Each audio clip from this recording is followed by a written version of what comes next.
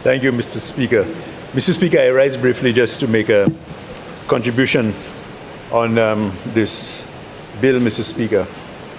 For sure, I know the registrar in my community will welcome the passing of the amendments, Mr. Speaker, as she has always brought it to my attention some of the frustrations people face when they try to bury their loved ones. But I do have one concern, and I hope the AG and the powers that be take note. In a previous life where I worked, Mr. Speaker, one of the things we always said is that we need to protect people against themselves. And I note section 4B. It speaks to assigning a long-term benefit to a financial institution, an elderly home or an organization approved by the board. And why this section concerns me is because when people are desperate for assistance, they will do anything to get help.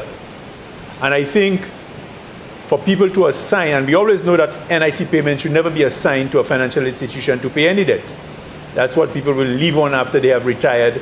Their salaries have been reduced significantly.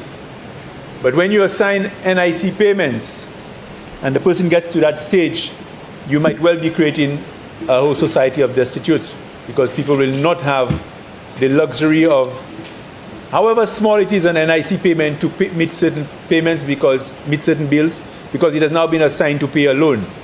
So this particular clause concerns me as somebody who knows how people in the time of need will assign anything to qualify for financing. So that's just my one concern, and I raise some just caution as it relates to how this part is handled.